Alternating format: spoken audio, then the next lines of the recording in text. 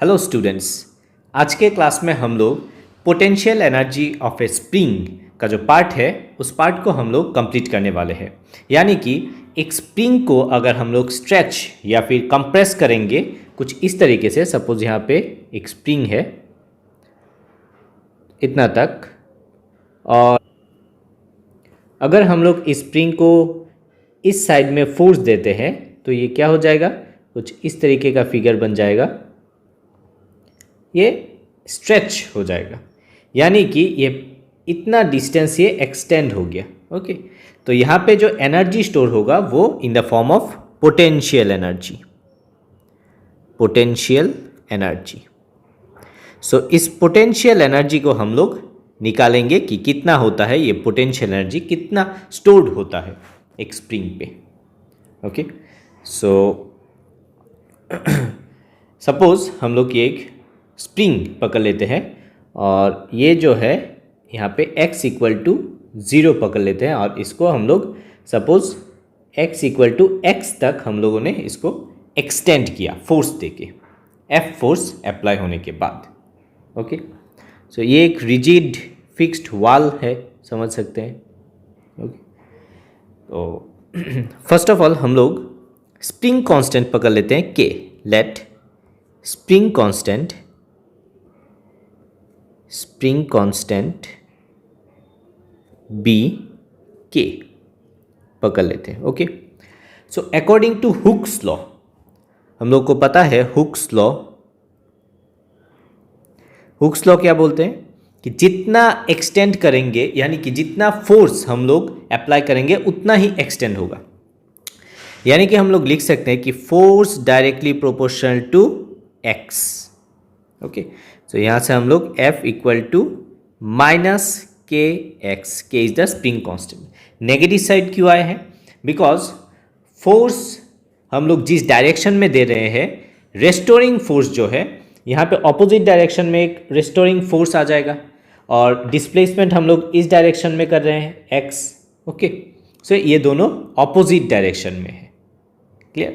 That means restoring force acts in the opposite direction of s या फिर x displacement. यानी कि restoring force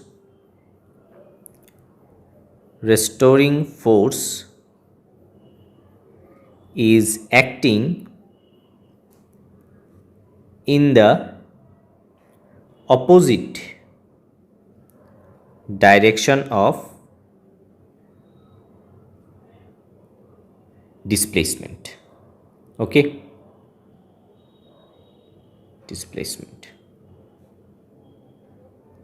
displacement यानी कि x। ओके, सो ये दोनों ऑपोजिट है। सपोज हम लोग ये फोर्स को, मैग्नीट्यूड को हम लोग kx पकड़ते हैं। ओके, नेगेटिव साइन को हम लोगों ने नेग्लेक्ट किया। सो वर्क डन कितना होगा, यानी कि स्मॉल वर्क डन अगर हम लोग लिखते हैं, small work done which is dw equal to f dx। यानी कि dx जो है यहाँ से इतना तक हम लोगों ने एक पोर्शन कंसीडर किया, यहाँ से इतना तक। ओके, एक dx पोर्शन हम लोगों ने कंसीडर किया जहाँ पे dw वर्क हो गया। Okay, small work done dw। So dw equal to f dx। f के जगह पे हम लोग बिठा सकते हैं kx dx। So total work done कितना हो जाएगा, total work done W equal to integration over k x d x, कहाँ से कहाँ तक, 0 टू x तक। Okay, so it will be half k x square. ये जो वर्क डन है यही actually potential energy k form में यहाँ पे स्टोर्ड रहता है। Okay, so this is the ultimate जो इक्वेशन बन के आता है वो है half k x square. Clear? अभी इसी इक्वेशन को हम लोग ग्राफिकली ड्रॉ करके दिखाते हैं। Okay, so plot F versus x, force versus displacement graph. Okay, so यहाँ पे ड्रॉ करते हैं, ये एक एक्सिस है, एक्स एक्सिस है, सपोज इस डायरेक्शन में एक्स और इस डायरेक्शन में F. F actually restoring force है। ओके, तो हम लोग का जो फॉर्मूला है F equal to minus k x है। ओके, यानी कि माइनस के को हम लोग बोल सकते हैं स्लोप। इसको हम लोग डिफरेंट कलर यूज़ करके ड्रॉ करते हैं कुछ इस तरीके से। This is F equal to minus k x, F equal to minus k x.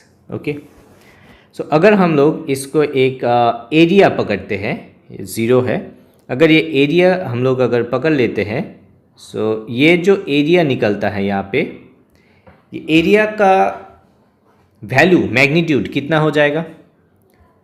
Area will be, यहाँ पे हम लोग एरिया किस तरीके से निकाल सकते हैं? एरिया जो है, area of the shaded portion, shaded portion हो जाएगा half into base into height. Base कितना है? x इंटू हाइट कितना है? फोर्स। F मीन्स ये जो पार्ट है ये तो फोर्स है ना, ये पार्ट फोर्स है, यहाँ से इतना तक force, and which is equal to k x. तो half x multiplied by k x which is equal to half k x square. यानी कि ये जो एरिया, ये एरिया हम लोग को देता है वर्क डन और potential energy, potential energy. Okay, यहाँ से हम लोग को potential energy stored in the spring हम लोग को इस एरिया से मिल जाते हैं।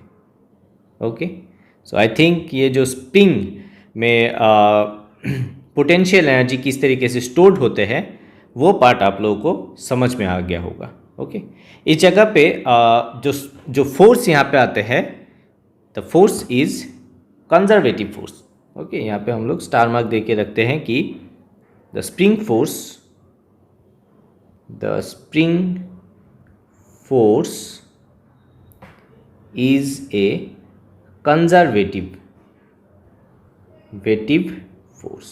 Okay, because इसमें जो वर्क डन होते हैं इन अ साइक्लिक प्रोसेस वो ज़ीरो होता है। यानी कि यहाँ पे और एक स्टार मार्क देके लिख सकते हैं कि वर्क डन साइक्लिक प्रोसेस में यहाँ पे हम लोग को ज़ीरो मिलता है। दैट इज़ वाई हम लोग इसको कंजर्वेटिव फोर्स लिख पाएंगे।